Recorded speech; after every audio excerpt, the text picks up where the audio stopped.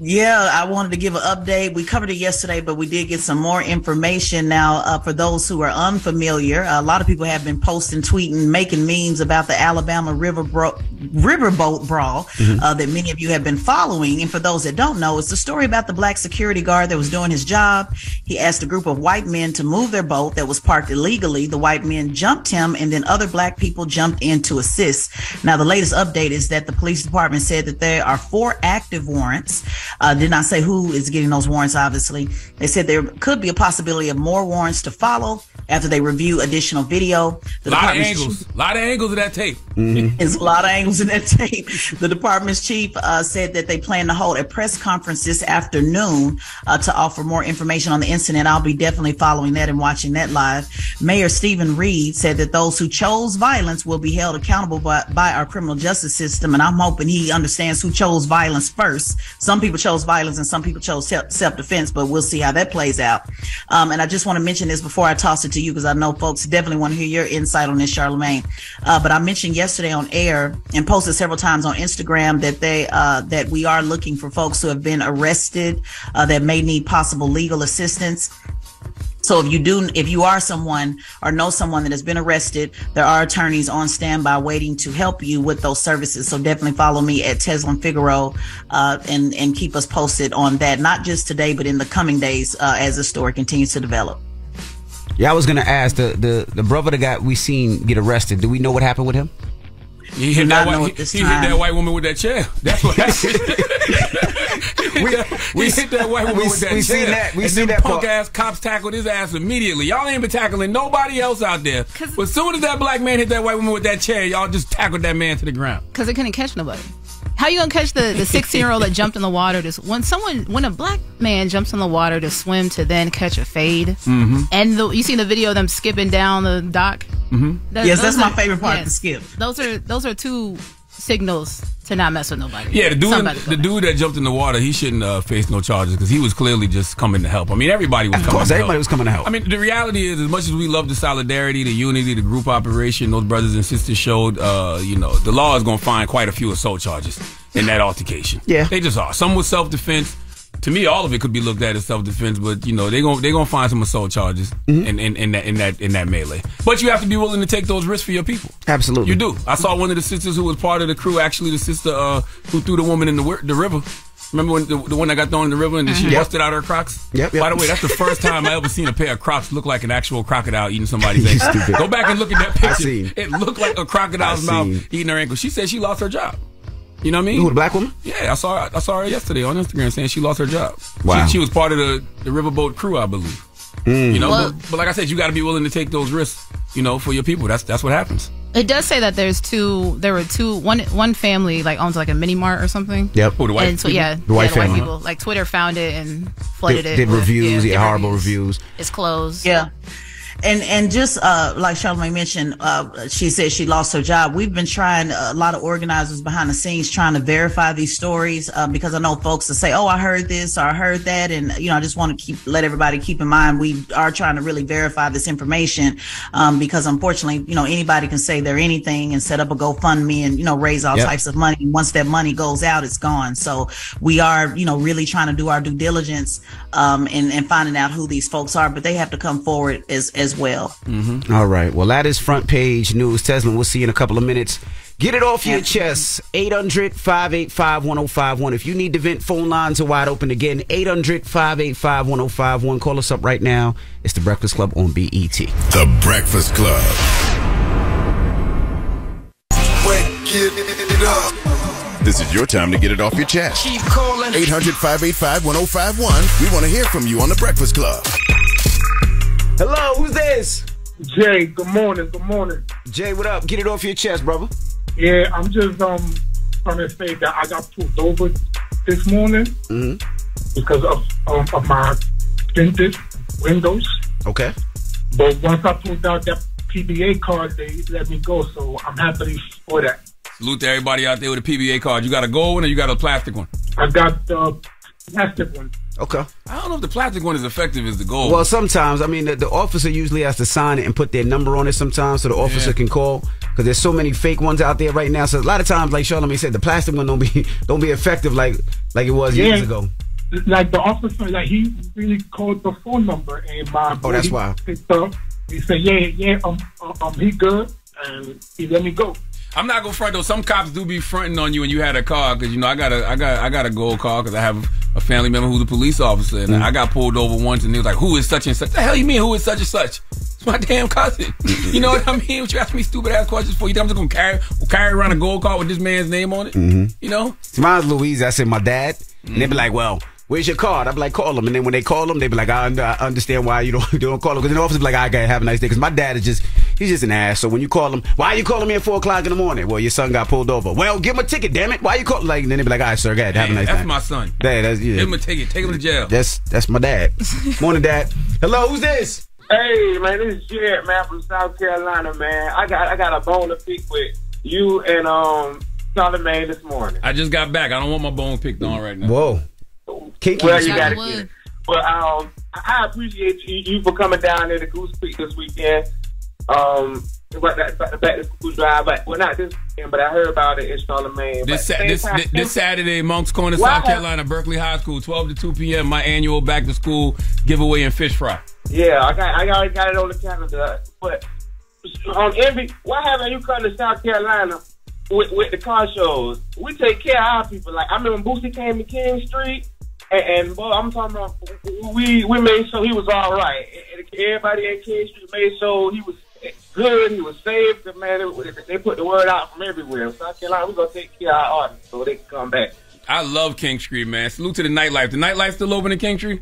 Man, it probably named something else now, but it's still open. It's still rolling. Okay. Yeah, now we were actually talking about doing a car show out there, probably next year. I mean, we were talking to the baby, getting some of his cars. We trying to set it up. We trying to get the right venue. I actually went to a car show down there where Boosie was performing a couple of years ago. I was actually DJing, but we're gonna try to set it up. We're gonna try to get one out in the Carolinas in the next year or so.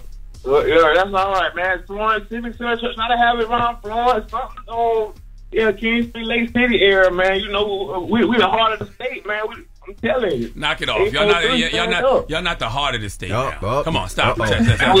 Stop. Charleston, South Carolina is the heart of the state, okay? Well, we the lungs to Columbia, I'll tell you that. Y'all what to Columbia? The lungs. The lungs. This is important. He ain't the heart, he the lung now. I wouldn't say King Street near. No, man, King Street near me. That's by Moncks Corner. That's where the flavor come from, bro. Jesus Christ. Lake City, Florence, King Street. This is where the South come from, bro. Low country, baby. Well, shout to the whole South Carolina. How about that, brother? Salute to the whole South Carolina. That's right. Salute to the whole thing, man. I love y'all, man. I'm watching y'all every morning, man. South Carolina. We up next. Salute to South Carolina. My day is coming up in South Carolina. That's why I do my back to school drive and fish fry around my day. I can't remember when my day is though. I think it's the 15th. Jesus Christ. I think it's August 15th. But this Saturday, August 12th, my annual back to school drive and fish fry at Berkeley High School. Free backpacks and haircuts. Free food, of course, and please wash your churn hair before you pull them up to the school, Berkeley High School, to get a haircut. But we'll be there from 12 to 3 this Saturday. Yeah, we do the car show. Well, my last car show, which is usually in New York, New Jersey, which is the 26th and 27th. We do the same. We give out backpacks. We do free haircuts. And come on out. We never had a problem. Why you say wash the kids? Like usually people wash the kids' hair when we. Not all the time. Damn it, man. You just got to give people a friendly reminder. Damn it, man. That's all it is. It's a little friendly reminder. Damn it, man. Get it off your chest. 800-585-1051. If you need to vent, hit us up now. It's The Breakfast Club. Good morning. The Breakfast Club. It's a new day. This is your time to get it off your chest. Wake up. Whether you're mad or blessed. It's time to get up and get something. Call up now. 800-585-1051. We want to hear from you on The Breakfast Club. Hello, who's this? Hey, this is Lyrical Face. Hey, Lyrical Face. Good morning. Get it off your chest. Hey, y'all. Good morning. So, I wanted to tell y'all about how last month I went to a Burna Boy concert or like a Burna Boy show or something like that. Was that the one in Queens, in New York? That was the one in New York? So, yeah, in New York. I heard it was crazy. It was in Brooklyn. Okay. It was in Brooklyn. It was the same weekend as the Queens one, but it was the next day. Mm-hmm. And I went with a group of friends, and pretty much like, it was like some event called the Day Party. Mm-hmm. And Burna Boy's picture was like the main thing on the flyer, on the ticket, et cetera, et cetera. So we're going thinking we're about to have a good time, jam out to music and everything. And pretty much it didn't happen until like hours after the event. What is she saying? I don't know. What are you talking about? You went to a Burna Boy concert, and what happened? Did he perform? So he showed up 2 hours late. So like we didn't actually. The event was slated to end at 10 p.m. And like he didn't actually get on stage until 11:05 p.m. Now I'm gonna tell you something. I love Burna Boy, but Burna Boy is starting to get a little Lauryn Hill reputation as far as like showing up late to stuff. Now. Is he? I've heard this before. I saw him perform in Ghana, and he went on very late. But I've heard this about him before. They said he killed when he performed in Queens. They said it was like one of the biggest concerts in the States. Burna Boy is a massive international superstar. They said he killed it. But that don't mean you can just show up when you want to show up, Burna Boy. Hello, who's this? Yeah, this is Kawan representing Savannah, Georgia, out in Atlanta, though. All right, what up, brother? Get it off your chest. Yeah, I wanted to give a shout out to the brother that did the curve stomp after Aquaman did the rock bottom at the Alabama Jam over there. Good sync. They was in sync with each other. Good coordination. Good coordination, man. And he had hands too. The guy who started the fight with the security officer, the guy that did the curve stomp. Yeah, he was knocking them all over that fort. Yeah, that was a good one. I watched that. I saw that angle a couple of times yesterday. That's what's up. That's all I want to talk about. Because I think people were saying the young brother that was 16 years old that did the swimming, that once he got, I think I heard Ricky Smiley said yesterday that after he swam over, he didn't do nothing but dry off. That's a damn lie. That young boy was throwing hands. That young boy was body slamming people. That young boy was in the midst of action. Now it makes sense that he was 16 because I was thinking about it, right? If I jumped in the water and I swam to the shore, after I pull myself up the shore, I'm going to need at least a little 5-minute break. That's because you're not in shape. You could do that. Do you know how difficult is swimming like that? Swimming that far? Clearly not that difficult. It is very difficult. He handled it. I wouldn't probably be able to do it because I can't swim. I mean, he's 16. So. Yeah, he's 16. He got That's like Logan jumping in the water, swimming, being ready for action. There's some 50. I ain't seen nobody breathing hard. At least in the videos. Not but swimming from the boat to the shore. Swimming is an activity. That's a workout on its own. And he jumps from the actual riverboat. That's right. And then swam over, pulled himself up, and got busy. Got busy. And got busy. I respect that young brother, man. Yeah, shout out to that young brother. I respect that young brother. I respect his heart. 800. Why he got a PR though? 585-1051. That's what I didn't understand. Why he got a PR all of a sudden? Well, he got to make money off of it. Where all of a sudden he get a PR from? He might be acting. He might be in a new action movie. You never know what his desires are. For the brother, I would love to see that happen, but I'm just telling him, don't go signing nothing so soon. Okay, I don't know why you got a PR so fast, but somebody clearly took advantage of that young man. Hey. Get it off your chest. 800-585-1051. We got our guest co-host Ashlee with 2 E's here. What's happening? We got rumors on the way. Give us a little tease of what we talking about. So Tory Lanez, his sentencing has been pushed over to today, and one rapper wrote a letter to the judge in his defense. All right, we'll get into that next, so don't move. It's The Breakfast Club on BET. The Breakfast Club. Morning, everybody. It's DJ NV Charlamagne the Guy. We are The Breakfast Club. We got our guest co-host Ashlee with 2 E's. What's happening? Representing our Houston family, 93.7 The Beat. And let's get to the rumors. I don't know what y'all been talking. Ashlee with 2 E's. You already know. This is the Rumor Report. It's a full circle moment for me. On The Breakfast Club. What's happening? Let me pop it off. Taylor whipping these up in minutes. Yeah, shout out to Taylor. I just sent her that like 10 p.m. last night. So shout out to Taylor. I just said that. We just said 90% of that stuff this morning. Like 30 minutes ago. Hire Taylor, man. Fun size T. But no. So Tory Lanez, we're talking about. Tory Lanez is expected to be sentenced today for his role in Megan Thee Stallion shooting in the summer of 2020. And the judge was supposed to sentence Tory yesterday, but he allowed attorneys for the two sides to argue each factor for his potential sentence. Let's take a listen. Developing news after hours of court testimony today, a judge ordered that the sentencing hearing for rapper Tory Lanez will continue tomorrow. He was convicted last year of shooting rap superstar Megan Thee Stallion back in 2020 in the Hollywood Hills. Daystar Peterson, better known as Tory Lanez, he has been locked up since December 23rd. 70 letters in support of Lanez were sent to the judge prior to sentencing. Lanez was convicted on 3 charges, including assault with a semi-automatic firearm and gross negligence. Prosecutors are asking for a 13-year prison sentence and deportation to his native Canada, while his lawyers have asked for probation and for him to be released from jail to enter rehab. Now, everyone's talking about the letters that were received. Among the witness statements were letters from, obviously, Megan Thee Stallion herself Iggy Azalea and Tory's son. I think Charlamagne, you said the doctor did his hair transplant. Yes, the doctor who treated Tory Lanez for his hair loss wrote a letter. No, he did. Yes, he did. He said that Tory Lanez has helped others in the community suffering from hair loss. That is a fact. Y'all can look it up. Cite your source. The site, whoever that woman is that was Yo, shut up, man. I'm dead serious. People don't believe you, man. Because I'm telling the truth. And people that read the case or read what was happening in the court, they know I'm not lying. Well, most importantly, the victim, which was Megan Thee Stallion, in her letter, she stated that her absence from court was not a sign of indifference, but rather an attempt to protect her mental health, because she said that since the shooting, she has not witnessed a day of peace. She cannot bring herself to be in a room with Tory again. And slowly but surely, she's healing and she's coming back, but she will never be the same. Also, Iggy Azalea. I didn't know I feel like it's that Dave Chappelle skit. Like, what the... Well, at one time, there was rumors that they were dating because there was pictures with them out and about, so I'm sure they got a strong relationship. Something from her. But in her letter, she asked the judge to give a sentence that was transformative, not life-destroying. And the judge said Tory's 6-year-old son submitted a handwritten letter, but did not offer additional details. Others spoke on how charitable Tory has been even before the money and fame, the trauma he endured from losing his mother at the age of 11, and how good he is a father himself. And prosecutors are asking for a 13-year sentence. I saw on Twitter that Megan also recently lost her mother, and she ain't shooting nobody in the foot. So I don't know how true that is, because he lost his mother at a young age, that he's that traumatized that he got to resort to violence. I don't think that has anything to do with your choices in that situation, per se. Yeah, and his lawyers also asked, because of the same thing, because of his traumatic childhood and alcoholism, he needs therapy, not prison.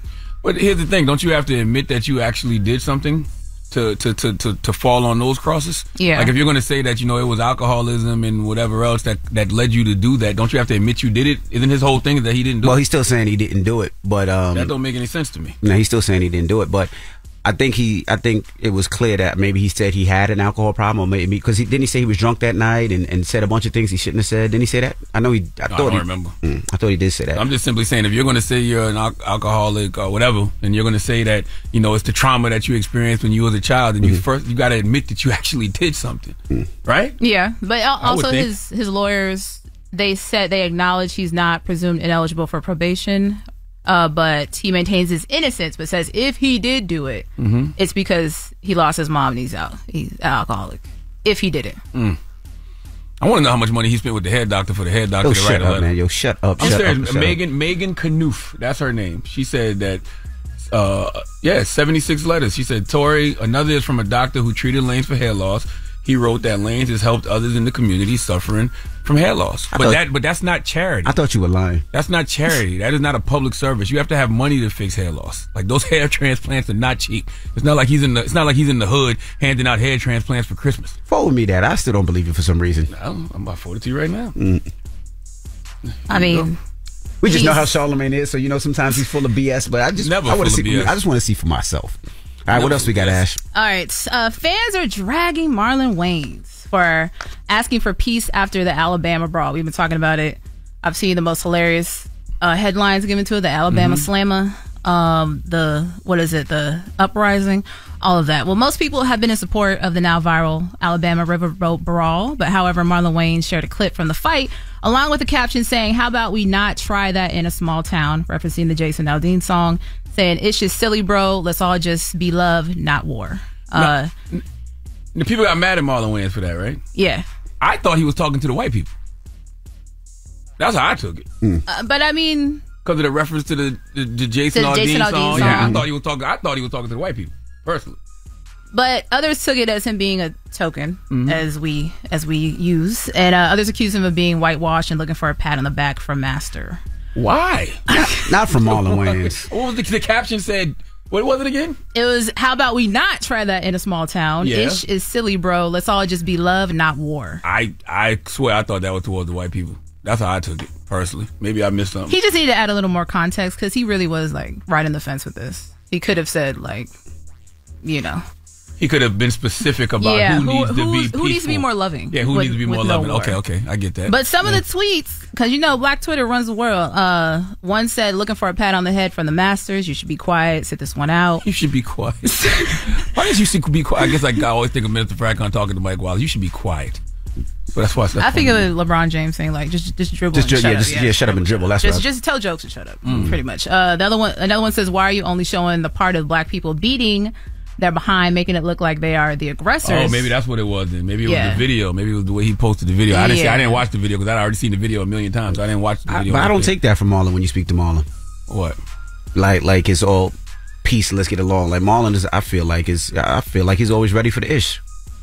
Why do you feel that way? I don't know. Just here you go. Nah, just the way Marlon is. Marlon's always about black power, uplifting black people with his movies and everything that he's doing. I just never took it. I agree with that, but you said something else. You just said Marlon Wayans was violent. No, I didn't say he was violent. I said he's always ready with the ish. Like he's always ready to ride for his black people. That's what I always took from Marlon. Yeah. I didn't say nothing about violence. You just thought violence. You thinking hair transplants. That's what you thinking. You did say something about you can't get hair transplants. It's too late for you. I tried. But the best one we say for last is you got to say that you a celebrity, but I know you're really over there singing "We're brothers, we're happy, and we're singing, and we're colored." Dropping a clue bomb for that great record. I like that song. That great theme song. All right. Well, I did try it. That's called PRP. I did try it one time. It's too painful. Did you really? Where'd you go? Turkey? Nah, Dr. Natasha Sandy was doing it, but I was like, I don't care about hair that much. It's one of those things when the process is happening, you like, I really don't care about hair that much. I'm not going to let you gas me up to think that I need a hairline. Okay? I am perfectly fine with a bald I think you would look stupid with a hairline. How long have you just shaved it off? Since like 16? No, it ain't been that long. It's been a while, but I don't know, probably my 20s. No, probably, like my 30s. You would look so stupid with hair. Early 30s is when I started going bald. You ain't never got jealous of dudes that have like all the time, all the time. John Morant, all the time, twist, locks. All the time. You're a young boy. I never wanted to dress anything like Charlamagne that. Gets insensitive about hair and height. No. Those two things. Ask him what's the first thing if a tall woman comes in here right now. Ask him what he does. What do you do? Act like I'm crossing her up. What that got to do? He acts like he posted up like he playing basketball. I have nothing to do with being insecure about height. I never even knew I was short till I met other tall people. What? I never knew I was short. I walk in the room. Listen. So I your walk whole with family's God, short. Baby. Is what you're saying? Yeah. Okay. Absolutely. You see me? I got grays. I ain't like envy dyeing my beard. You know what I'm saying? You know what I mean? I don't got nothing. Take your hat off right now. I bet you won't. What? Take your hat off. What? Oh, see, it's a little thin. Now watch. On Wednesday, it's gonna be jet black. All right. It's actually dark brown, but whatever. That is your rumor report. You know his color pass. Ashley, do you dye your hair? You know his color number and everything. I mean, clearly. All right. So what's wrong with that? I go lighter. I don't go darker. What's wrong with First that? of all, she got a head full of hair. So number one, me too. You don't have a head full of hair. I identify as a person with a head full of hair. What's wrong with that? He identified as a person with hair. Okay, let me leave you alone. I don't want no smoke with your community. There you go. All right. Well, next day I want to have this conversation. Will.i.am, 800-585-1051. Will.i.am was doing an interview and he was talking about being ultra feminine. Coming of age. And I didn't have a man in my life, a father in my life to guide me through that. My mom did that, which probably made me even ultra feminine, which is I have no shame of being super feminine. I remember in the 90s, we don't have the support in the LGBT community like now than we did then. What? So growing up in the 90s, we're like, are you gay? Like, because I was feminine. I'm still feminine. My mannerisms are my mom's. And I'm strong with my femininity. I think it's a superpower. I like girls. I like turtles. Never was attracted to men. I'm attracted to females, but I'm feminine. Well, I said I like turtles. I like girls. He said I like girls. I didn't hear that. I heard turtles. All right, well, let's discuss. We're going to talk about it after front page news. 800-585-1051. Do you believe men that grow up with no father tend to be more feminine? Also, what is ultra feminine? Yeah, he got to define feminine for me. I need to know what feminine is, because if feminine means, having empathy, having compassion, being sensitive, I don't know if that's feminine, but we can discuss. We'll talk about it when we come back, and front page news is next. And we'll take your calls. 800-585-1051. It's The Breakfast Club. Good morning. The Breakfast Club. Your mornings will never be the same. Our audible pick of the day is Breakthrough, the first ever audio-only singing competition featuring celebrity judges Kelly Rowland and Sarah Bareilles with host David Diggs. Listen on audible.com/breakthrough. Everybody, it's DJ NV, Charlamagne the Guy. We are The Breakfast Club. We got our guest co-host, Ashlee with 2 E's. With 2 E's. Repping that 93.7 The Beat. Now, let's get in some front page news. Now we have Tez and Figaro back. Morning, Tez. Good morning, DJ Envy. Good morning, Ashlee with 2 E's. Beautiful Ashlee. And Charlamagne the God is back. Peace, Taz. Now let's jump right in. Let's talk about this Minneapolis officer who got close to 5 years yesterday. Yeah, at the sentencing hearing for former Officer Tao. Now, for those who don't remember, that was the guy that stood by and did absolutely nothing while Derek Chauvin murdered George Floyd. He said he did not intend to hurt anyone that day. He spoke at length about his growth as a Christian during his 340 days behind bars. Remember, he was already serving time already, but yesterday he was sentenced for an additional charge at the state level, but he denied any responsibility for Floyd's death.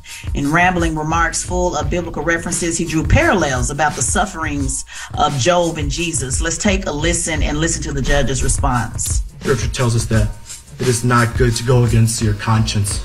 And despite what this court has ruled, I know we cannot hide our thoughts or intent from God, for we must give an account on the day we appear before God. Therefore, I must obey and hold on to the truth that I did not commit these crimes. My conscience is clear. After 3 years of reflection, I was hoping for a little more remorse, regret, acknowledgement of some responsibility, and less preaching. Man, he earned all that time. You know what I'm saying? And, you know, he can say he didn't intend to hurt anyone, but what he should have said is he didn't intend to help anyone. Because you sat there and watched a fellow officer kill George Floyd for no reason. So even if you didn't want to help George Floyd, you clearly didn't want to help your fellow officer either. Unless you thought y'all was just going to get away with it. Right. And so as an officer, you take a pledge to protect and serve. And watching that man kill that brother and do absolutely positively nothing, not pushing him off, not say, hey, not anything. That's right. Yeah, even if you don't want to help George Floyd, at least you don't want to see your fellow officer go to jail forever, right? But once again, that's why I say I feel like he, in his mind, he thought they could just get away with it. Right. But honestly, do you even want someone that cowardly who's like, well, I didn't do it. I didn't touch him. It wasn't my hands. So do you want that person protecting your community anyway? Nope. Exactly. Well, yeah, and when you have laws set up like duty to intervene, you know, we've talked about that several times. That's actually one of the things that we are pushing in the George Floyd Justice and Policing Act, where it's not a matter of what you want to do, but what you're required to do. And so that's why public policy is important, you know, to hold these officers accountable, and duty to intervene is one. Now, just to give you some additional information, he was sentenced to 57 months for aiding and abetting second-degree manslaughter. That is at the top end under the state guidelines. The standard is 48 months. The sentence was more than 51 months that the prosecutors asked for, and his attorneys only asked for 41 months. So, you know, I guess he's somewhere in the middle. Now, he's doing that time concurrently with his 3.5-year sentence for the separate conviction on the federal civil rights charge. Do we think all this sentencing in the George Floyd case will change police officers' minds all across the country or not? I have to be honest and say that I don't want to take away from the over 100 cities that have changed police, made some level of reform. Now, I don't think you can change the hearts. The only thing that can change the heart is God himself. What I believe is there's consequences for your actions. And so there has been some significant change again in over 100 cities. Minneapolis by itself paid out over $100 million of lawsuits. So that's going to damn sure bring some change, because they don't want to have to keep paying out that money. And I'm not talking about just to the family. I'm talking about, you know, protesters, people that went back and filed other claims against the police department for previous issues. So pretty much almost bankrupt the city. So yeah, it was definitely some change in Minneapolis for sure, because they just can't afford to keep paying out, you know, those types of lawsuits. So will it change their hearts? We don't know. Will it change the budget? Hell yeah. So, you know, we just have to keep pressing forward on that. I love it. Pockets in prison. That's the only thing. That's right. That's the only thing that's going to bring some change. Hit them in the pocket, send them to prison. All right. Well, that is Front Page News. Thank you, Teslin. And make sure you subscribe to Teslin Figaro's podcast, The Straight Shot No Chaser podcast, on the Black Effect iHeartRadio podcast network, and follow Tez at Teslin Figaro on all social media platforms. All right. Thank you, Tez. Now, when we come back, let's open up the phone lines. 800-585-1051. will.i.am recently said in the interview he has no shame in being ultra feminine. That is his superpower. So the question is, do you feel the same way? And what is ultra feminine? What is ultra feminine? I've never looked at will.i.am and said he acts ultra feminine. Have you, Ashlee? No, but I would assume like maybe Uzi Vert, like maybe Thug when he was rocking dresses back in the day. Damn, see, Lil Uzi Vert is just a sassy savage to me. I like how Uzi Vert move. You know what I'm saying? You know what I mean? And if Thug pull a chopper from under that dress, then what you know what I mean? What you gonna do now? Run. You know what I'm saying? Right. Like, so it's just like I don't know what that means when you say ultra feminine. I think sometimes people do things for fashion. You know what I mean? So wearing a dress don't necessarily mean you less of a man. I wouldn't think. No, I don't think anybody would play with Doug at all.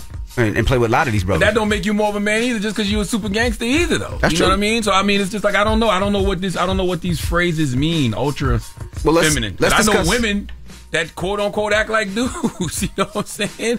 Right. So it's like I don't know. I'd like to talk to the people about this. Or 800-585-1051. Again, will.i.am says he has no shame in being ultra feminine. He says he thinks it's a superpower. Let's discuss. And I want to know what people's definition of feminine is, because like people say, folks that grow up with no father tend to be more feminine. Does that mean That's not true. more compassionate?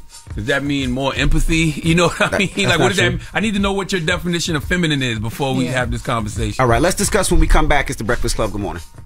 The Breakfast Club. Steady calling my phone.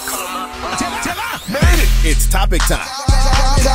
Call 800-585-1051 to join into the discussion with The Breakfast Club. Morning, everybody. It's DJ NV, Charlamagne the Guy. We are The Breakfast Club. We got our guest co-host, Ashlee with 2 E's. What's happening? Representing that H-Town 93.7 The Beat. Shout out to everybody in Houston. Oh, I want to say thank you, too. Every time I do a car show in Houston, you pull up, and I really appreciate it. Yes, I pulled up every time. That's right, and I really appreciate it. And every time you come, there's a little politics, but, you know, we hold it down. Politics? What? Oh, there's always politics in Houston. Houston's always, it's the most political place ever. But shout out to the whole Houston for holding me down. Now, this morning we're talking about something will.i.am said. Now, this is what will.i.am said during the interview. Coming of age. And I didn't have a man in my life, a father in my life to guide me through that. My mom did that, which probably made me even ultra feminine, which is I have no shame of being super feminine. I remember in the 90s, we don't have the support in the LGBT community like now than we did then. So growing up in the 90s, we're like, are you gay? Like, because I was feminine. I'm still feminine. My mannerisms are my mom's, and I'm strong with my femininity. I think it's a superpower. I like girls. Never was attracted to men. I'm attracted to females, but I'm feminine. All right, let's discuss. I mean, I don't know what his definition of feminine is, because, you know, when I think of the divine feminine, I think of, you know, emotional. I think of vulnerable and nurturing. I think of cooperative. I think of having, you know, emotional strength. You know, another trait of the divine feminine is seeking self-mastery, but is more concerned with sacrificing for the greater good. You know, action-oriented, you know, to the experience of joy rather than an outcome. Those are divine feminine traits, and I think that everybody, you know, whether you're male or female, should have divine feminine traits. So I don't understand what his definition of ultra feminine is. I would have to hear more about that. If he's just talking about mannerisms and stuff like that, I don't think that actually has anything to do with actual divine feminine qualities, just because of your mannerisms, just because you might be a little sassy with your wrists. See, but the thing is, things change, right? Because, you know, growing up as a kid, if you wore pink, that was feminine. And then I feel like that's true. Cameron and Dipset changed that, where and Fat Joe, now you wear pink and nobody ever thinks of feminine. Same thing. Well, with it's salmon colored and mauve. It's pink. Now, same thing with bags, right? Men as a kid did not wear bags. Now every man has a man bag and a crossbody bag, and they got bag. Huh? I have a book bag, sir. I have a book bag too, but even the crossbody bag ain't nothing but a fanny pack. We used to wear the fanny packs around our waist. People just wear them across their chest now. Yeah, but men wear pocketbooks now too. They got bags, like bag bags. I don't know about all that now. And men are painting their nails now. That's stupid. See, to you that's stupid. But I didn't say it's feminine. I just said it's stupid. But it's looked at as feminine, painting their nails, because usually women paint their nails. Get your ass out the nail salon. You holding up these women's time. These women do it. That's the last thing. I'm not lying, Ashley. The last thing you need is a bunch of guys taking y'all slots in the nail salon. It's hard enough to get appointments in the nail salon as it is. It's fine, because they usually take the female workers. The males are the ones that get you right. So the male workers, like the dads in the shop, they're the ones that do the best job. I ain't never seen a dad in the nail salon. There's always like 2 or 3 men in the nail shop. Not the shop you go to. There's no men in there. Yeah, it's number women. Number women in there. They love me in there too. They do love you. Lenard. Yeah. I went in there the other day. They was like, "Where's Lenard?" I'm like, "That's not my husband. That's not my husband." You know. But so what do you think about what he said? I feel like, just like Charlamagne said, like the mannerisms. Like if all he grew up was around his mom, I guess he was made fun of in school because, you know, you're acting a little too soft, or you're being a little too lighthearted. Even when he said like, I like girls, like, you know, we were talking about how wasn't confidence. Yeah, it wasn't with confidence. Like, it's just a little more. But I never got that from will.i.am. I never got that from will.i.am. But also, I would say, growing up in Queens, New York, a lot of times the dude with no fathers in their life, those were the ones that used to wild out the most. Like, they were the ones that were killers, where you got to be careful. Like, he would beat the hell out of you. Like, those were those individuals. I never saw from that. I think people that didn't have no love, period. You know what I'm saying? That's true, that if you didn't get love, whether it was from your mom or from your dad, those are the ones that you know, tend to act out. But like, I would love to hear what will.i.am defines as feminine, because like I said, I believe in the divine feminine and the sacred masculine, and the divine feminine is nurturing and devotional and compassionate and loving and intuitive. You know what I mean? Like, I don't think there's anything wrong with having divine feminine qualities. Now, he's talking about mannerisms. To me, that's something totally different. City, good morning. Yo, what's up, Envy? What's up, brother? How y'all doing, man? Talk to us. You grew up with a single mom? Yeah, so I was actually just having this conversation with my friend the other day. Your friend or your friend? Nah, my friend. Hey, Charlamagne, stop doing that. Why? I just asked a question. What is wrong with y'all? Your friend or your roommate? So sensitive. Nah, see, here's the thing, though. It's like, when you're younger, growing up with a single mom, like, you don't have that male guidance. So, like, you follow the person that you see every day. And she's a woman, though, but I'm not. So it's like, as I've gotten older, it's like, okay, some of the things that I used to do, being into, like, scents and candles and things like that.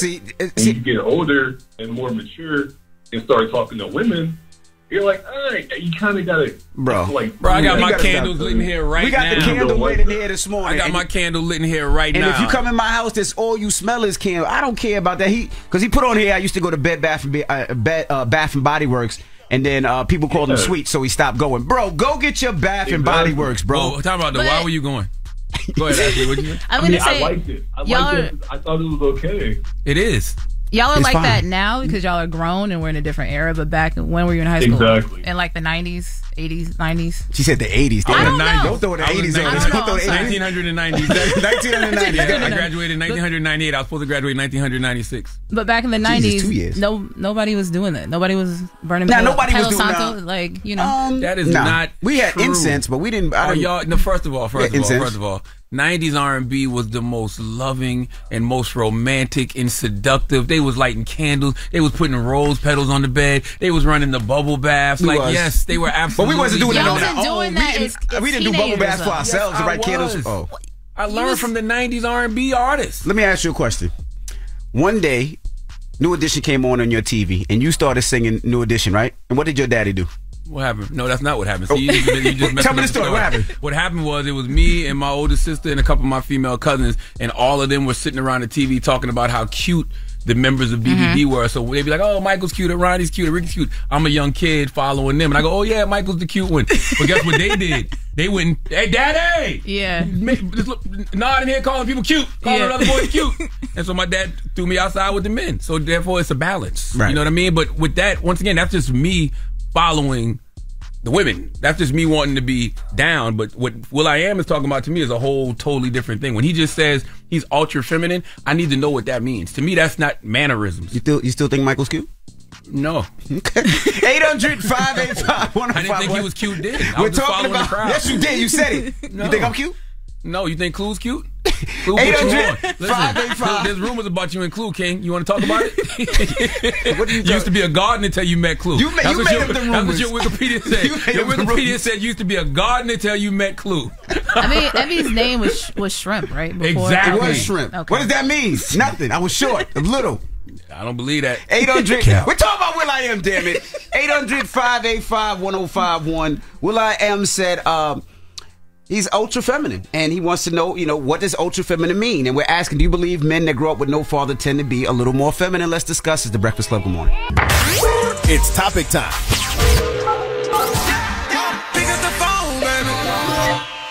Call 800-585-1051 to join into the discussion with the Breakfast Club. Talk about it. Morning, everybody. It's DJ NV, Charlamagne the Guy. We are the Breakfast Club. Now, if you're just joining us, we're talking about will.i.am. He recently did an interview, and this is what he said about being feminine. Coming of age, and I didn't have a man in my life, a father in my life to guide me through that. My mom did that, which probably made me even ultra feminine, which is I have no shame of being super feminine. I remember in the 90s, we don't have the support in the LGBT community like now than we did then. So growing up in the 90s, we're like, are you gay? Like, because I was feminine. I'm still feminine. My mannerisms are my mom's, and I'm strong with my femininity. I think it's a superpower. I like girls. Never was attracted to men. I'm attracted to females, but I'm feminine. I disagree with that in such a big way, man. Because like I said, we should all be tapping into our divine feminine energy. There's divine feminine, there's sacred masculine. Divine feminine is traits like being nurturing and, you know, devotional and compassionate and loving and intuitive. You know what I mean? Like, what's wrong with that? Well, to me, he sounds like he's talking about mannerisms. Well, we have our guest co-host, Ashlee, with 2 E's, of course, representing Houston 93.7 The Beat. So let me ask you a question, Ashlee. If you did see a man, let's say that you seen a gentleman, and he was a little, I guess, as well I am, a little feminine, would you find that attractive, or would you say, nah, that's something that I wouldn't want to deal with? Maybe he was into whatever. Honestly, for me, like, my husband is very machismo, like very... Macho. Yeah, macho. Like, that to me, that's just not attractive, but to other people could be. But like I was telling you guys, now in your life and now in 2023, where that's like acceptable because it's so normalized and hip, like everywhere in pop culture, it's cool. But back when you're in high school as a kid, that wasn't cool. Just like you said. Ashlee's right about that, because we had a whole hardcore era. Correct. Yeah. Like, it was literally a genre. Like, you had to be, you know, hardcore. But I think that he should have used the word sassy. Because if he's talking about mannerisms, there's a difference between mannerisms and, you know, just tapping into your divine feminine. Because I'm all for people embracing the divine feminine power within you. Hello, who's this? What up, this E. Hey, what's up, brother? Talk to us. What's your thoughts? Man, my thoughts is, yes, for sure. You know, you could definitely tell. Tell what? Tell what? That men that's raised by mainly women without a male figure in the household or around them, they seem to be a little bit more emotional and feminine. I don't know why we as men think that we not emotional. We are the most emotional, unstable creatures out here. Like, what are we talking about? Like, why do we act like we not emotional? Why do we act like we just the most highly emotionally intelligent people out here? I'm not emotional. Man, shut up. Ooh, beige rage. I am emotional, and I'm proud of it. And there ain't nothing wrong with it. So what? Lauren, good morning, Lauren. Hello, hi guys. Talk to us. What's your thoughts, mama? So I believe what he's saying in some content, because it depends on your energy.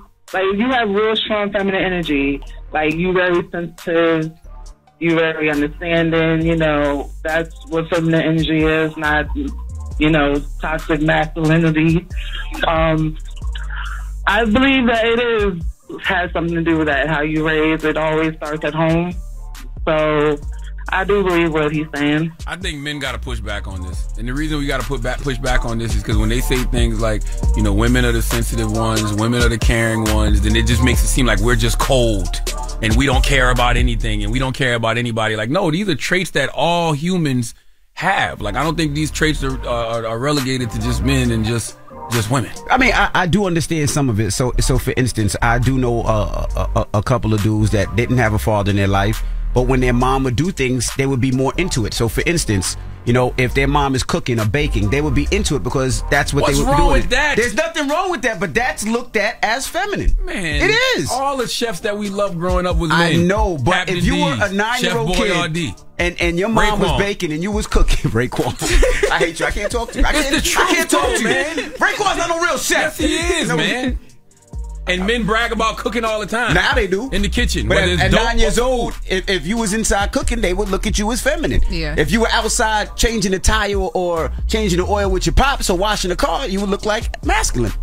I don't know. Even when we talk about the divine masculine, the sacred masculine is power, strength, focus, leadership, logic. Those are qualities women can have too. That's why I said you got to have the sacred masculine and you got to have the divine feminine. They're just traits.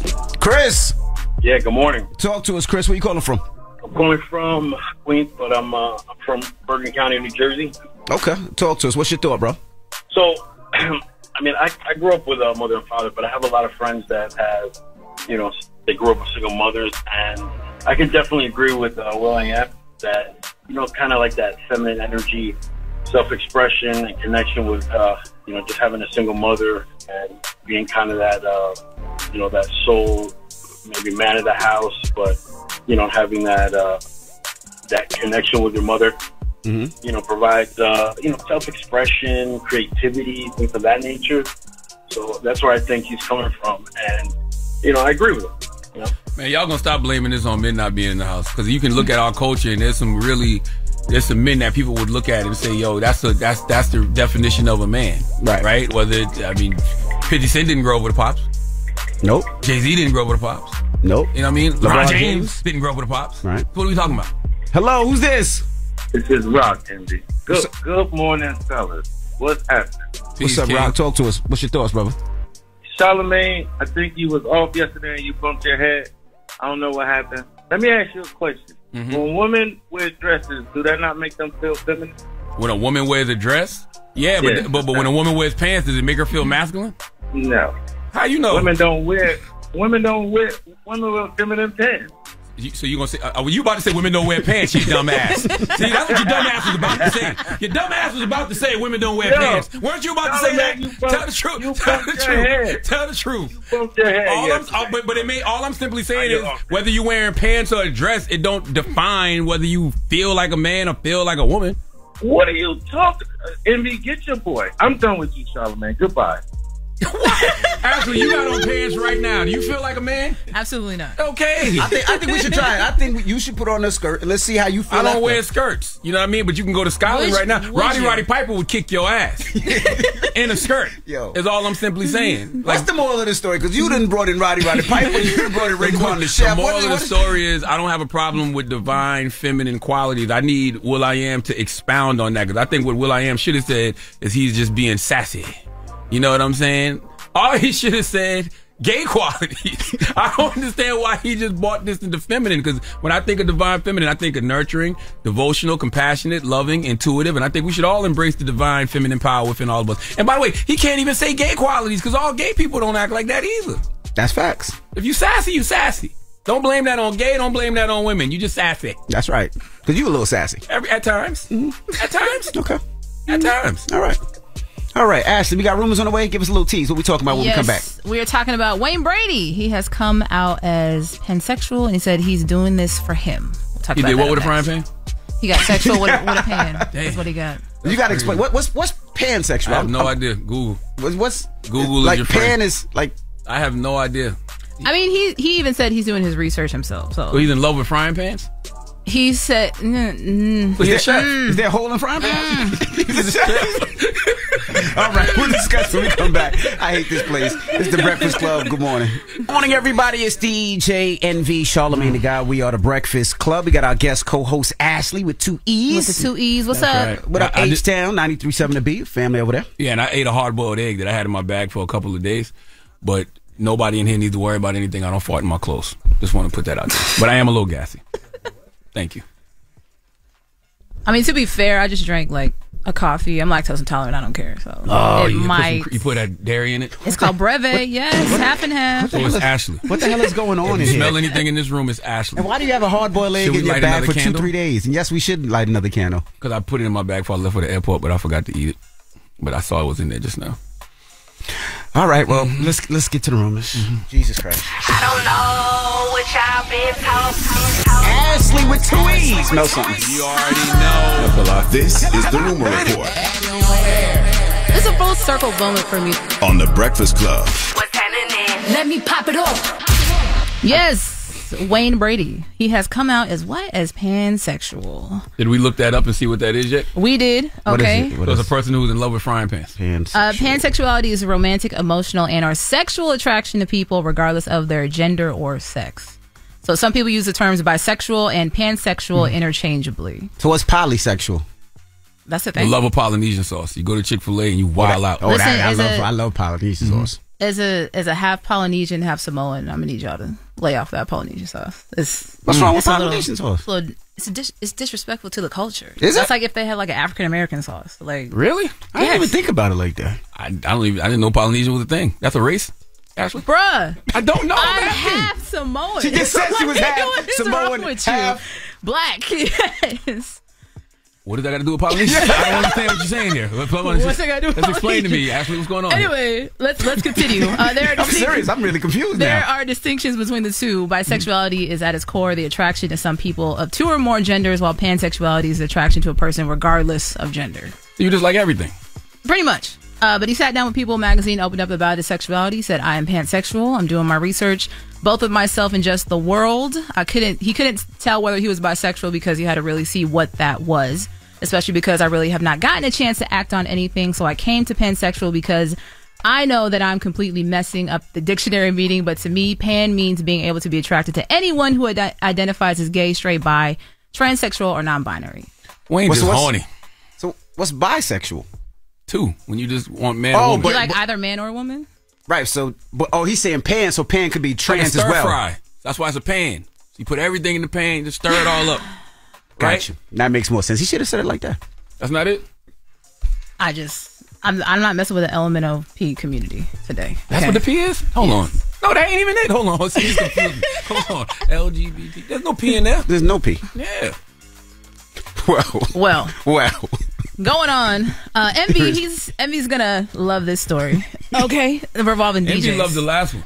But continue on. Rolling Ray and Sexy Red, they have started a Twitter beef. Sexy Red made a very interesting post where she posted 2 pictures of herself with the caption, I heard you want, can we say that on air? Don't. If you say it, you gotta ask. I don't know. I'll tell you. I heard you want to. He gets excited about this. This word. Oh, yeah, you can say Okay, that. so she said, I heard you want to stud. I got the STD. All I need is you. Rolling Ray checked in and said, you look terrible, friend, but you're going to keep the money on you, so I ain't mad. We all got our days. I still love you.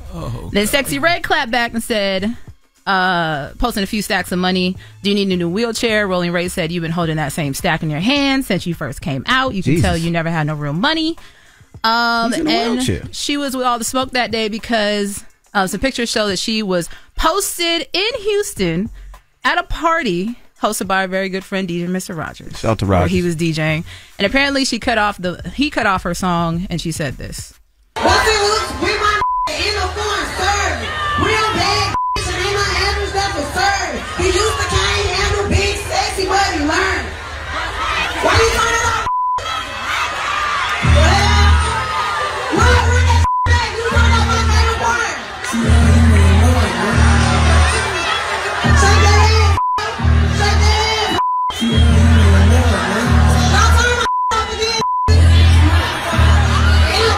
She cursed out Mr. Rogers? Pretty much, but shout out to Mr. Rogers. That's my brother, Houston 93 The Beat. But he, pretty much Rogers said that he's not her original DJ, so he don't know the cue points. Yeah, he's absolutely right. Yeah, he said, I'm not her DJ. You know, when these artists come to the club and want you to play the record, he plays the record. He don't know her cue points. He don't know her drop points. If that's the case, if your artists want that, bring your DJ with you. And he clarified it, saying he didn't have any communication with her team. Nobody told him anything. I'm not your DJ, so I just thought we were going to the next record. Like all that clip just confirmed for me is I'm so glad that I'm old. I thank God that I be in the house.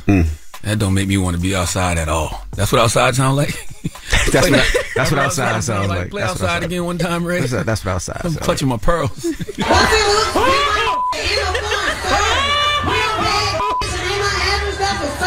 He used to can't handle big sexy, but he learned. Why you turn it off? In the house. You know what's so crazy? Over the weekend, I had to shout to the mayor of New York City. He's doing these block parties, and I had to DJ. That sounds like a party Eric Adams would be at. Yo, shut up. No, it's not. I had to DJ the block party, and I had to DJ for Mobb Deep. I had to DJ for Big Daddy Kane, Cool G Rap, and don't tell me Eric Adams started breakdancing. No, he didn't start breakdancing. But they requested Pound Town? No, but they were so polite. They were like, "Hey, Envy, here's my cue points. This is what I need you to do at this time." They veterans. They've been around for a long time. It was such an easy transition. It was 1, 2, 3. They veterans. They've been around a long time, and they can work with any DJ. I'm sure. You know what I'm saying? Well, I'm not just any DJ, but go ahead. I mean, you know what I mean. Talk that talk, Envy. All right. Well, that is your rumor report. Before we get to the docket, is it true the Polynesian thing you were saying? Yes, I'm half Polynesian, sir. I thought you said you was half Samoan. Polynesian is the whole Polynesian islands, which is Samoa, like Tongan. No, but that's all we asked for. Is the Polynesian sauce really offensive? No. Oh. We just. Why are you messing with me? I just like to keep you on your toes. Another group to be offended. That's it. That would be wild. If you saw a bunch of Samoans outside Chick-fil-A protesting because Polynesian sauce is offensive to them, what would y'all want it to be called then? Shoot. Red sauce? Red sauce. That could be offensive. To red. That's what I'm saying. That could be offensive. All right. Well, who you giving your donkey to, man? 4 after the hour, we need Jennifer Aniston to come to the front of the congregation. We would like to have a word with her. Okay? I wish I was here yesterday to do it, but I'm here today. All right. Well, we'll get to that next. Don't move. It's the Breakfast Club. Good morning. Will be the same. Are you someone who knows you don't have to sacrifice comfort for quality? Someone who lives large in life and in the bedroom? Then live large and now thinner with new Magnum Raw condoms, the thinnest Magnum condom, available where condoms are sold. I was donkey up to today. Made it. Damn, he hard again. It's time for Donkey of the Day. I ain't trying to be donkey today no more. They should be embarrassed by what they already did. I'm not making these people do these things. Called Donkey of the Day, and it really caught me off guard. Damn, Charlamagne, who got the Donkey of the Day today? Well, just hilarious. Donkey of the Day for Tuesday, August 8th goes to Jennifer Aniston. I was not here yesterday, so I couldn't administer this Donkey of the Day, but I'm here now, so let's discuss, okay? Over the weekend, Jamie Foxx apologized for sharing an allegedly anti-Semitic message on social media. The message was, they killed this dude named Jesus. What do you think they'll do to you? Hashtag fake friends, hashtag fake love. Listen, I am 45 years old. Okay, I was raised on a dirt road in Moss Corner, South Carolina. I grew up around Jehovah's Witnesses, Baptists, Christians, Muslims, and let me be the first to tell you that I have heard so many different variations of this phrase. I mean, I've heard they even talked about Jesus, so you think they won't talk about you. I've heard they even hated on Jesus, so you think they won't hate on you. Not once in my whole existence have I heard anyone ever say that is anti-Semitic. When we say that, we're not talking about a certain community. We're talking about the same day that Khaled was talking about. They want you broke. They want you miserable. Mm-hmm. They want you unhappy. Mm-hmm. They don't want you to be inspired. They don't want you to be motivated. Mm-hmm. They don't want you to win. They didn't believe in us. God did. The haters. Okay, we are talking about the idea that someone who was considered perfect couldn't escape criticism, couldn't escape being talked about, couldn't escape being crucified. So what do you think people will do to us? Okay, we're not exempt from any of that. Now, I totally understand that there is a conspiracy that Jewish people killed Jesus, and I understand that has fueled anti-Semitism for centuries, but I promise you, whenever you hear a black person make a reference like that, he's not talking about Jewish people. In fact, he's talking about a specific Negro. Okay, guaranteed Jamie Foxx was talking specifically about some Negro he knows. That was a sub post. And I wouldn't doubt if the person he was subbing is the one who started all this anti-Semitic nonsense. I can see them sending that tweet out and, seeing that tweet and proving Jamie right. You right, Jamie. Watch me make up a story about you and make them crucify your ass on social media right now. I'm going to have everybody saying that this post is anti-Semitic. And Jennifer Aniston fell for the bait. Okay, here's the thing. I don't follow Jennifer Aniston. Okay, I don't hear her be vocal about things. So why all of a sudden did she decide to jump out the window on Jamie Foxx? Now, Jennifer liked the post from what I read. She liked it at first. And I really feel like she got trolled by the internet. And the internet told her Jamie was being anti-Semitic, so she decided to make a post that was very dangerous. And the post was, this really makes me sick. I did not like this post on purpose or by accident. Let me read that again. This really makes me sick. I did not like this post on purpose or by accident. Now, we should have just stopped right there. This shouldn't even have been a discussion. You didn't like the post on purpose or by accident. So who liked the post, Jennifer? Okay, if you didn't like it on purpose or by accident, you are saying you didn't like it at all, which we know is a lie. Therefore, anything you say after that should be null and void and stricken from the record. But let's continue. She said, more importantly, I want to be clear to my friends and anyone hurt by this showing up in their feeds. I do not support any form of anti-Semitism, and I truly don't tolerate hate of any kind, period. First of all, Jennifer, you are the one that's posting things that's hurting people because Jamie is just recovering. Okay, from what folks say was an illness that could have been fatal. He already got stressed out by his fake friends that caused him to post the message in the first place. You liked it, then lied that you didn't like it on purpose or by accident and painted this man as being anti-Semitic, causing him even more stress to where he had to apologize. I didn't want Jamie to apologize. Why? Because he did nothing wrong. In the same way, culturally, we all have blind spots and we all need to learn each other. People got to learn us. That phrasing around, they even did this to Jesus, is a staple in the black community. And honestly, I didn't realize it wasn't a staple to everyone until this past weekend, okay? When we say they are haters in reference to Jesus, we're not talking about Jews. We talking about Judas. All right, remember when Cat Williams said this?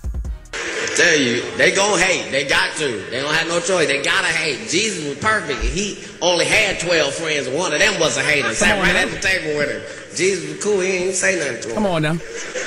I'd have been Jesus. I'd have fronted them all first chance I got. Just you gonna sit at my table, Judas? Come on now. Put some water on the ground. Do you see me walking on water, Judas? Come on now. Turn you into a frog. 50 Cent and G-Unit even had a song called They Hated on Jesus. You remember that, Envy? Mm-hmm. Now, you know why black people talk like that? It's because people really did hate on Jesus. They called him all sorts of names, and they beat him, and they persecuted him. The man who was supposed to be perfect wasn't exempt from hate. The man that was sent to die for our sins wasn't exempt from hate and persecution. So if they talked about Jesus, they damn sure gonna talk about you. That's all that means. Jennifer Aniston, you actually owe Jamie Foxx an apology because you painted this brother to be something that he is not simply because you are culturally clueless. You could have just said nothing. You put fuel on a fire that didn't need any gas, because if you hadn't have said what you said, nobody would even be thinking about this, okay? And for those who are thinking it, you're wrong, okay? And while we're here, let's expound on the lesson Jesus gives us, because I love the example that Jesus gives us. Even though he was talked about, he didn't allow people to taint his testimony or his walk. Jesus was sent here for a specific purpose. Imagine if he allowed all the negative banner to keep him from moving towards his purpose. We would not be spiritually free today. We would be on our way to a fiery grave in hell if Jesus returned evil for evil. That's why we all must remember 1 Peter 3:9. Do not repay evil with evil or insult with insult. I'm working on that. On the contrary, repay evil with a blessing. Because to this you were called so that you may inherit a blessing. That is what Jamie Foxx did to Jennifer Aniston. He did not repay evil with evil, and that's why that man is an angel walking amongst us. That's what it means when you say they even hated on Jesus, so why are you exempt? We know how people are, and that's why Jesus said, forgive them, Father, for they know not what to do. There is something that God had birthed in so many of us, or has birthed in so many of us, that causes people to judge and criticize and even belittle us, but we cannot return evil for evil. When they roll their eyes at you, do not roll your eyes back. I'm working on that. Okay, instead offer a polite and kind word. I'm working on that too. All right, step away and pray for them in your quiet time. Even if you know God sending that prayer for them to his spam folder, do it anyway. Okay, ask God to give you patience, to show them love and compassion. All right, when you return evil with a blessing, God will take care of you and bless you. Don't get caught up on what people say or think. Focus on pleasing God. He will show you favor among your enemies. Jennifer, you acted like an enemy this weekend against Jamie Foxx, and I thank God he didn't match your energy. Please give Jennifer Aniston the biggest hee-haw. Are we clear? We are clear. Okay. All right. Sure, we're clear. Well, thank you for that donkey today. BET, we'll see you guys tomorrow, so peace, BET. Everybody else, let's talk pansexuals. 800-585-1051. Why are you looking at me like that, sir? Why are we talking pansexuals? Well, we just had a conversation. We were talking about Wayne Brady in the rumors. I would have stayed home if I knew that this was y'all going to be talking about. Well, he considers himself a pansexual, so we want to open up Are the there phone. any pot sexuals? What about skillet sexuals? We want to open up the phone lines What about right a George now. Foreman grill sexual? 800. I watched that on the plane yesterday, too. What? George Foreman The movie? How was it? I didn't like it. Why? It moved too fast. It was good, but it moved too fast. Well, 800-585-1051. We're talking pansexuals. Are you a pansexual? What does that mean? Let's discuss. And we'll do that when we come back. Ashlee is here. That's Ashlee with 2 E's. You know, from our Houston family, 93.7 The Beat. So don't move. It's The Breakfast Club. Good morning. The Breakfast Club. Good morning, everybody. It's DJ NV Charlamagne the Guy. We are The Breakfast Club. Now, if you just joined us, we have our guest co-host, Ashlee with 2 E's. Of What's course, happening? from our Houston family, 93.7 The Beat. Now, she reported a story about Wayne Brady, right? Yes, he came out as pansexual recently. So we're asking, well, what does that mean? What is pansexual? It says sexually or romantically attracted to people regardless of their sex or gender. So basically, all of these new gender terms they have, you're attracted to all of them. I think it's 69 new gender terms, if I'm not mistaken. How is it 69? I think it's 69. He's just joking with the 69. He plays too much. Man, could you stop, man? No, I can't. You don't stop, so I can't stop. Whoa. That's right. Hold on. Not emotional envy. Yeah, it's 69 plus. 68. It's 68 actually. 68 terms that describe gender identity and expression, but then there's some that say 72. Either way, it's a lot more gender terms is what I'm trying to say. And so Wayne Brady is saying that he's attracted to all of them. So it could be men, women, trans, furries. What's a furry? People who identify as cats. Listen, Right? I, real deal in college, had a roommate who's a furry. It was crazy. Really? Yes. And I had to move out. She would say meow? No, like... Drink milk from the bowl? Her boyfriend would. So, what school did you go to? They both was furries? This wasn't an HBCU, This was in Florida, in Jacksonville. That explains a lot. But no, they are... Furries are like people who are attracted to other people that dress up in like furry costume. So they used to do that? Yeah. Like my roommate, not me. That'd be hot as hell in Florida dressed up as a cat. Listen, it was hot in Houston on my way here. And then y'all say that you supposedly had a storm or something. And they were canceling flights. And I get Back here. to the furries. Where's your furry friend now? I have no idea. Because you know why? Because when I roommated with her, like we cut up. Like I was like, just don't talk to me. Not for that reason. How did you communicate? Was it like meow, meow, meow? Stop. First of all, I had a dog at the time. Oh, so it was she wasn't really feeling it. She was like, my thing is wolves. I don't really feel dogs. Her thing was wolves. Yeah, like her boyfriend dressed up as a wolf, like in a costume. She was a cat and her boyfriend was a wolf. She was like I want to say like a dominatrix thing. Like she like gave him commands. Like she was the owner. Did she go to the bathroom with kitty litter? Did he like Frosted Flakes? Good question. He was a tiger. Oh, you said a wolf. Never mind. Wolf. Yes. All right. So we're asking 800-585-1051. We're asking about pansexuals. Hello, who's this? Hey, it's Michael. Hey, what's up, Michael? We're talking about pansexual. Talk to us, brother. Man, pansexual, you're a confused gay person. That's all it is.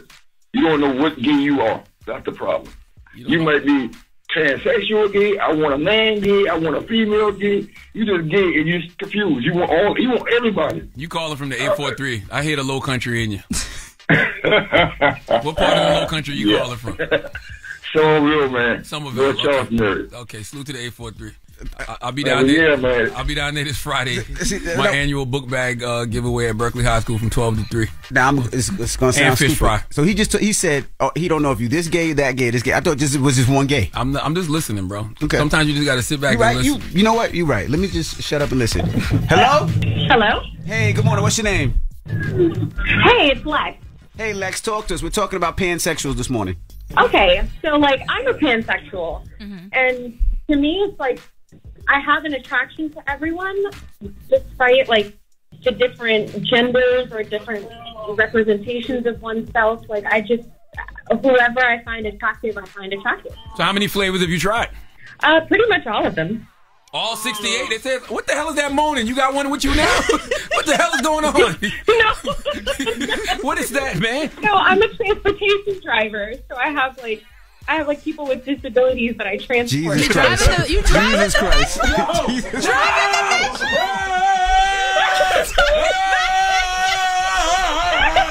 What is going on, man? What is up with all this? I'm saying, like, that's the noise. That's my job. Oh my gosh, ma'am, maybe you should tend to your kids or the people in the bus. But let me ask you a question. Yes. Let me ask you a question. So what flavors have you tried? Break down the flavors you've tried, please. So like cisgendered people, so like men, women, transgender individuals, non-binary people, like. Now cisgender ain't nothing but original recipe women now. Yes, it is. No. I can't. Okay, ma'am. Well, I'm happy for you and salute to you and all your endeavors, man. Somebody needs your help, please. Yeah, please. You gotta get off the phone. You cannot be talking to us when you got to take care of those people now. Yeah, be safe out there, please. Okay. Why are you laughing? I don't find anything funny, ma'am. I'm sorry. So you just got the Breakfast Club on while you just moseying all around. Listen. I always listen to the Breakfast Club in the morning. I want to shout out the bus. What's the name of the bus? You got a name? Or how do I shout out the people on the bus? It's called One Care. Salute to everybody in One Care, man. Salute to One Care. Thank you, guys. Are they kids or also, adults? I kind of wanted to make a comment. Oh, go ahead. Go ahead. Charlamagne is like one of my heroes. I'm sure. So You got good taste. I'm so sure. it feels like super cool to be able to talk to him. Like, I appreciate you guys. Thank you so much. I'm We sure. appreciate you, too. And are they kids or adults? They're adults. Okay. Well, thank you so much.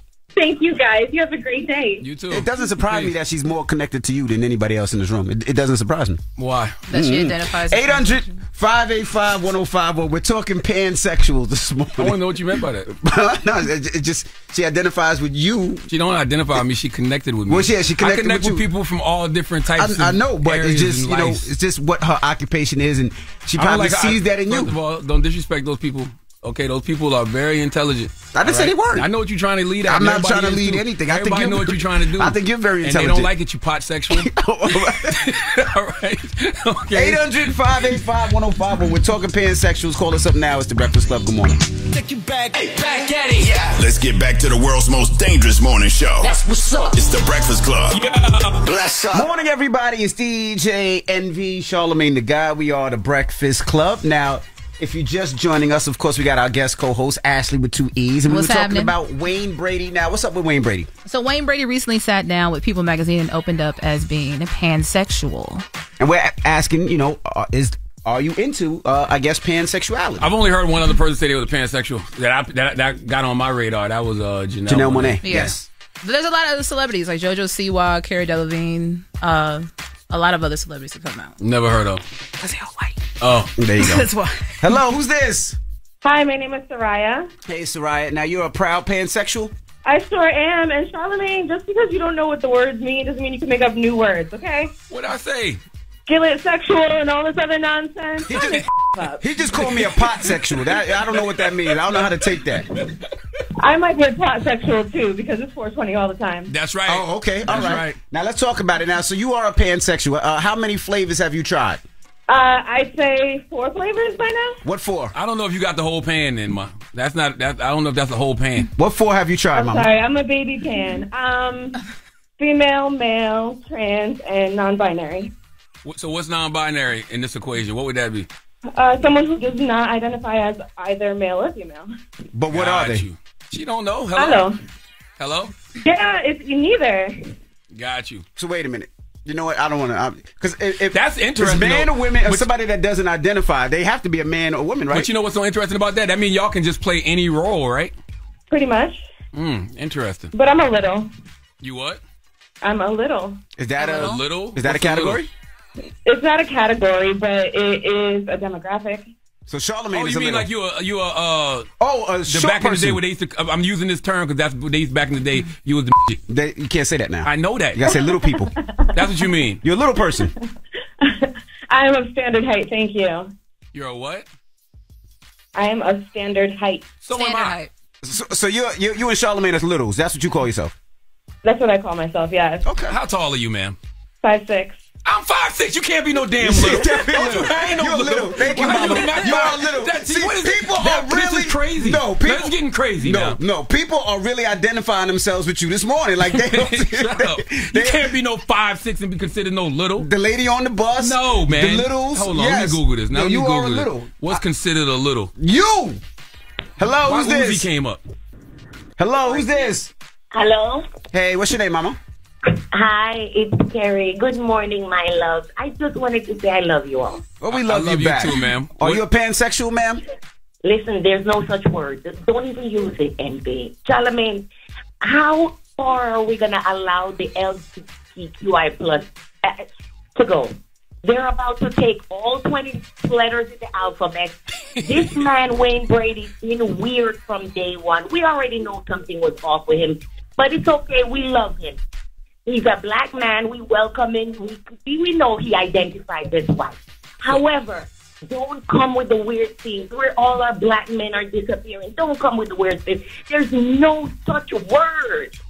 I mean, it's No clearly such it word. is clearly such a word. It is a word. We're saying the word. We're saying the word, but we shouldn't give it any power. It's too much. It's too much. All these years, and black people still don't even have rights protecting them from racism.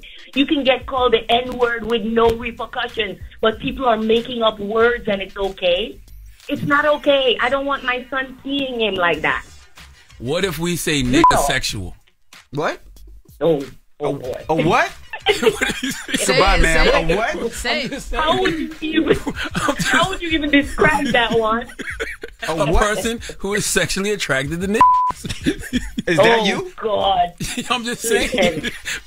I'm just Charlamagne, you know he's wrong for that. We got Neo having problems, apologizing for things he didn't do. We got Demi Fox apologizing for things he didn't do. Our black men need to remain strong.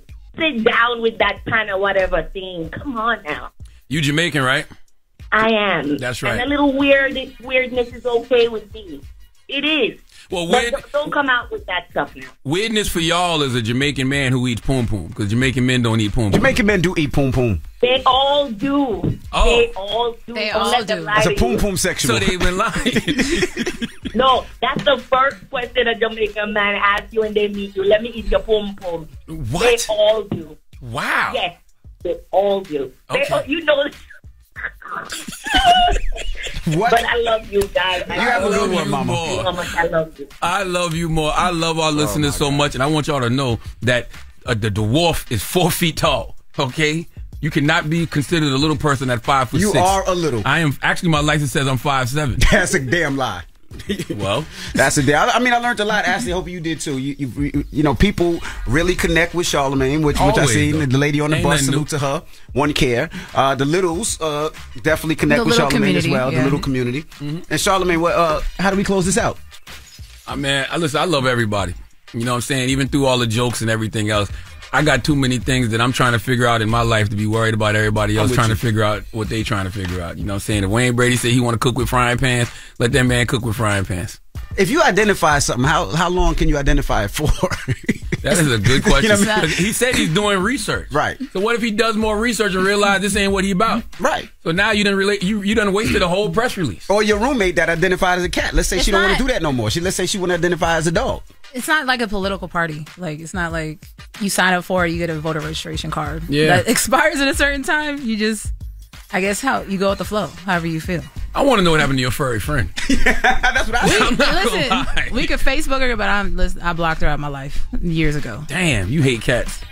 You cat phobic. Catphobia. All right. Well, we got rumors on the way. Give us a little tease. What we talking about? Yes. So Travis Scott, he just recently had his Circus Maximus show in Rome, where he brought out Kanye West as his first appearance since the whole anti-Semitism controversy, where he says there's no Travis without Kanye. All right. We'll get to that next. Don't move. It's the Breakfast Club. Good morning. Morning, everybody. It's DJ NV, Charlamagne the Guy. We are the Salute Breakfast to Natina. Club. Natina from Def Jam. Hey, Natina. That's my sis. We have Ashlee here, of course, with 2 E's. What's from poppin'? Houston. Now, do you hate it here yet? Do you understand why I hate Charlamagne? No, Charlamagne and I have a different relationship. Exactly. Charlamagne, I reached out when I was an intern to Charlamagne 8 years ago. He responded back, said, call me. Charlamagne knows the story, but I was about to quit radio before he called me. Oh, really? My 2 weeks filled in. And then he just gave me, I don't think he remembers, he gave me a whole bunch of encouragement. It was like, just keep doing what you're doing. Just like the real vague stuff. Keep doing what you're doing. Just do what you're doing. God has a plan for you. God has a plan for you. God did. And watch what happens. And 8 years later, That's right. I went from being an intern to a PD in a top 40. I was doing CHR first. Then got to Houston in 2018. Then became the MD there in middays. Then now, how many markets y'all on? 90 something. I ain't on that many, but I'm on 50. There you I'm go. on 50, and then now I'm I went from the MD of Houston to MD of all iHeart National. There you go. Drop a bomb Drop for my 2 Ashlee. bombs for with 2 Ashlee with 2 E's. You know, so I don't hate it. I love the experience, even though it was early as hell this morning, but it's okay. All right. Well, let's get to the rumors. Let's go. I don't know what y'all been talking. Ashlee with 2 E's.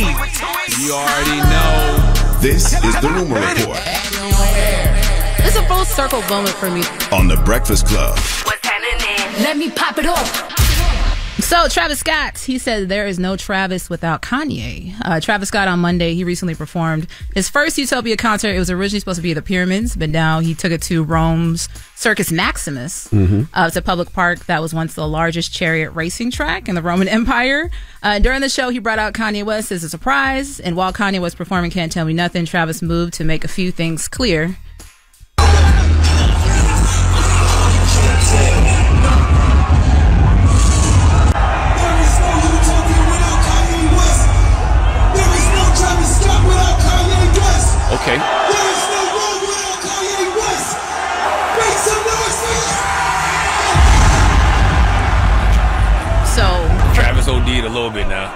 for clarity, he said there is no Utopia without Kanye West. I agree. There's no Travis Scott without Kanye That's West. true. I agree. There is no Rome without Kanye West. Now that's you remember when the guy with the chair was hitting all them white people and he hit the woman? You wilding out now. You went too far. A little too far. You know what I'm saying? You just swinging. You got a little too excited.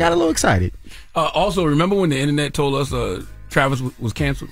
Remember that? Yes, and you text me after you did the interview with him. Yes. Yeah, just a reminder that the internet is the devil and they both liars. Okay? That's devil facts. and the internet. All right? Because that man debuted at what? 500,000 records? This Yeah, year? 400K. Yeah. Congratulations, Travis Scott. Yep. Well, moving on to the Super Bowl. According to sources close to Apple Music, after a dozen of qualifying candidates, they have now narrowed to 4 to perform at this year's halftime show. That is between Billie Eilish, Usher, Miley Cyrus, and Jason Derulo. Usher. And this is Vegas this year, right?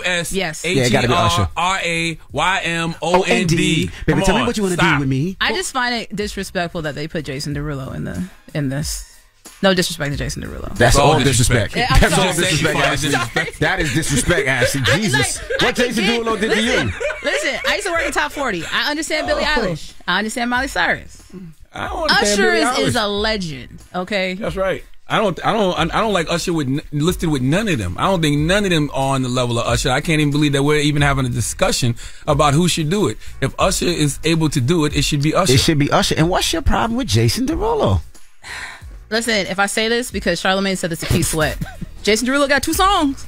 Whoa, 2 songs. I ain't never said that to Keith Sweat. Jason Derulo song. No, I'm saying. Remember when I told you when Keith Sweat and Bobby Brown? Oh yes, we was arguing about that because she told me Keith Sweat only had 2 songs. I almost lost 2 my big damn mind. songs. 2 No big way. songs. Crazy. 2 big. No. You don't know this Jason Derulo song right here? Why is this pulled up right here? Boom, boom. You don't know the song? I don't Put know the another song. Jason Derulo song. Put Wiggle on. Wiggle is That's not Wiggle is Room, hard. right? That wasn't Wiggle Room? I don't know. Wiggle, wiggle, wiggle, wiggle, wiggle. With Snoop Dogg. I rock with Jason. Sock Passe to Jason Derulo, but come on, man, we talking about Usher here. And Billie Eilish, didn't she just come out yesterday? Yeah. How long do they have to fill? Like 18 minutes? How long is it? Nah, it's like a 18 to 20 minute set. Yeah. Jason Derulo got 18 minutes. You better leave Whoa. Jason Derulo. Damn. You play with You Jason playing with Derulo's Jason name. Derulo. Don't play with Jason. I'm not. Listen. No. Play another Jason Derulo song. That man Haitian now. You gonna call up a frog? I don't know this one. Oh, what you say? Ooh, what you say? Yeah. Ooh, what you say? Why are we even doing Stop this? it. Better leave with Jason Derulo. I don't believe you, Ashley. Just throwing shots. It's Usher. Usher been famous No, his whole life. I agree. Exactly. It should be Usher, but don't issue on Jason Derulo. It should be Usher this year, and it should be Lil Wayne and Drake next year in New Orleans. New Not Orleans. next year. Year after that in New Orleans. Well, Usher in Vegas in 24. Drake and Lil Wayne in New Orleans 25. Lil Wayne, Juvenile, and them. Cash Money. Well, it can be a whole thing, but I'm sure it would be the way Snoop and Dre did it. You let Drake and Wayne do their thing, and then they But can you- bring out the Nickies and the. Yeah, you got to bring out But you Nicki gotta- and then bring out Drake. Wouldn't that be dividing? Because Cash Money and No Limit, like, What's No Limit got to do with this? Because they from New because Orleans. they're from New Orleans too. So who are you gonna give? Man, come The Lil halftime Wayne and show. Drake. Could you stop? Why are we doing? Why do y'all do this? Why y'all just want to debate with me? this Y'all morning? ain't gonna give Master P his props. I like, love Master P, but if we talking about the Super Bowl, it's Lil Wayne and Drake at the halftime Super No, Bowl. make them sing. Oh, body He body. might bring P out. I don't know. All right, well, that is your rumor report. All right, when we come back, we got the People's Choice Mix. Get your request in. It's the Breakfast Club. Good morning. Let's go. The Breakfast Club. Your mornings will never be the same. Our audible pick of the day is Snoop Dogg's From the Streets to the Suites. Hey everybody, it's DJ NV, Charlamagne the Guy. We are the Breakfast Club. We got Ashley with 2 E's here. What's She's our happening? guest co-host. And we want to thank you for joining us. You back tomorrow? yes, I'm back tomorrow representing for H-Town. Are you doing anything today in the city? We're going to that JC library. Are you going to the library today? thing, yeah. That's Great. it? That's worth the trip. I mean, I think so. Trying to find somewhere to eat. Don't let pretty the much. boss take you out, because sometimes the boss take you out. She likes to stay out late, and then you got to get up early in the morning. Oh, you talking about Miss Mitchum? That's right. Coach Mitchum. I'm sure she will. See? But I'm still running on Central Time, so I got an hour behind. You all on right. y'all. All right. Well, when we come back, we got the positive notice, the Breakfast Club. Good morning. Morning, everybody. It's DJ NV, Charlamagne the Guy. We are the Breakfast Club. I got to remind you guys, of course, my car show, the 26th and 27th for this month out in New York. Is at the Meadowlands Expo Center in Jersey, right over the bridge. We're bringing it back close to home. So would love to see you. Bring the kids, the family. You know, it's going to be all type of celebrity cars and rides and games for the kids. And like I said, kids 5 and under are free. All right. Charlamagne, you got a positive note? Yeah, I want to tell everybody once again, man, remind y'all, if you're in Vegas, go check out the Magic trade show, man. I went there yesterday, and so many different creatives that are there, designing clothes and other accessories, and so many great, just black entrepreneurs, man. If you're looking to be inspired by creatives, the Magic Festival is a place to go, man. Salute to my man, Don Juan Harrell. He's got a line called Art Meets Chaos and a line called Legacy and Resilience. His booths are right next to each other, so it's 83-700 and 83-800. So if you go to the Magic Festival, go pull up on Don and tell him I sent you, man. Salute my dude Ty Mopkins out there. Ty? He was at Starter yesterday, him and Carl Banks. So yeah, man, a lot of creativity, a lot of great black entrepreneurship out there at the Magic Show in Vegas. So pull up on my folks if you get an opportunity. Now, the positive note is simply this. This is a quote from the great Shirley Chisholm. Some people don't even think this quote is real, but it is. Shirley Chisholm once said, if they don't give you a seat at the table, bring a folding chair. Breakfast Club, bitches! Y'all finished or y'all done?